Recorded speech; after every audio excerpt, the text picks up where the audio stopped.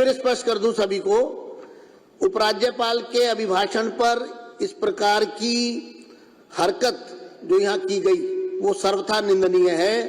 भारत के इतिहास में इस तरह की घटनाएं चंद बार ही हुई हैं। अभिभाषण अर्थात कॉन्स्टिट्यूशनल अथॉरिटी यहाँ पर सदन को एड्रेस करने के लिए साल में एक बार आती है। उस समय ना कोई वाद विवाद होता है, ना कोई सदन चल रहा होता है, वो सिर्फ अभिभाषण के लिए ही समय तय होता है। सदन ने जो कल निर्णय लिया, मैं सदन को बधाई दूंगा कि आपने इतने बड़े अपराध के विरुद्ध जो निर्णय लिया उसमें बहुत ही बैलेंस अप्रोच रखी।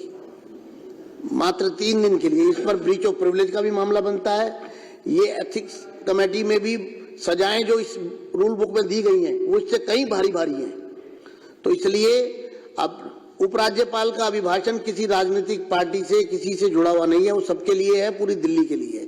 तो इसलिए उन्होंने जो यहाँ पर कल उद्दंडता की, समझाने और कहने के बाद भी जिसको नहीं माना गया, इसलिए सदन को ये फैसला लेना पड़ा। अब आप अपनी बात कहें विषय पर। नहीं, देखिए, मैं तो ये चाहूंगा कि आप तमाम हमारे जितने भी साथी हैं आप उनको बुला लें। कई बार ऐसा हुआ है कि आपको बाहर भेजा गया, जब अनुरोध आपके दूसरे साथी ने किया तो हमने ओम प्रकाश जी को और दूसरे लोगों को आपके अनुरोध पर हमने बुलाया। तो मैं तो ये चाहूंगा कि वो सारे पार्ट हैं, और क्योंकि अभी जो है आपका डिप्टी स्पीकर का भी चयन होना है, उसका इलेक्शन होना है, तो उसमें अपोजिशन अगर नहीं रहेगा तो वो ठीक नहीं होगा किसी भी लिहाज से। तो हम तो यही चाहेंगे कि भाई आप सबको बुलाएं, आप क्योंकि सीट पर बैठे हैं और आप सबके अध्यक्ष हैं। हम तो यही चाहेंगे कि आप ये सारी चीजों को देखते हुए उन सबको अंदर बुला लें। और हमने कई बार ऐसा किया है पीछे भी, और ये तो पार्ट है इस वक्त में, क्योंकि हम भी हिस्सा है विधानसभा का। और बड़ी अच्छी बात है कि दिल्ली की जनता ने विषय पर आपको चुन करके भेजा है, और हम खैर मकदम करते हैं इसका, जनता ने कहा। और हम यही चाहेंगे कि आप तमाम तबकात के साथ में जो भी हैं कार्य करें, और हम मुख्यमंत्री जी से भी और तमाम मंत्री से और तमाम विधायकों से हमारी तो ये रिक्वेस्ट रहेगी, ये दरखास्त रहेगी कि आप दिल्ली की जनता के लिए काम करें। और मैं एक और बात करना चाहूंगा, जिस तरह से मैं यहाँ मौजूद, सीएजी पर बात करनी है, मुझे सीएजी पर बात करनी है, तो करिए। मैं ये करना चाहूंगा कि जिस तरह से कोई निकम्मा कह रहा है, कोई बेईमान कह रहा है, कोई निकम्मी सरकार कह रहा है, तो इस तरह की भाषा का इस्तेमाल नहीं होना चाहिए। इस तरह की भाषा का इस्तेमाल नहीं होना चाहिए। और आपके मुख्यमंत्री ने बोले और ऐसे शब्द किसी के कान सुन नहीं सकते थे। आप लोगों ने लज्जा नहीं छोड़ी, निर्जल होकर तुम लोगों ने बदतमीजियां सदस्य बैठ जाएं बर्दाश्त की, और आज आप सदस्य बैठ जाएं। ओपी शर्मा जी, कर्नल जी, बिरसा जी, आप विषय पर आ रहे हैं या मैं अगला? मैं सीएजी रिपोर्ट पर बात कर रहा हूँ। सीएजी पर आइए।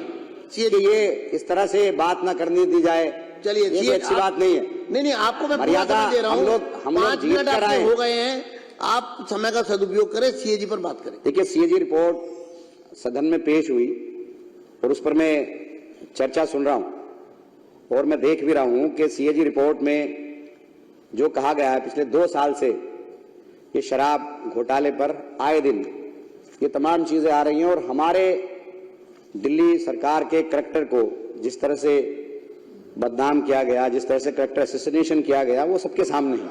और आप इसी को करके आज सरकार में आए हैं।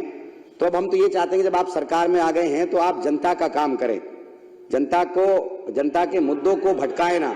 आपने 2500 रुपए का वादा किया, 2500 रुपए की आप वादे को पूरा करें।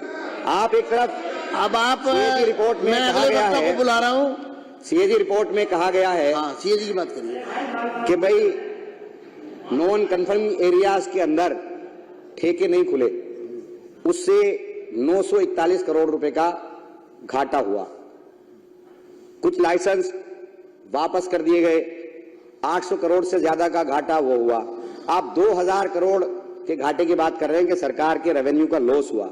1800 करोड़ रुपए तो ये होता है।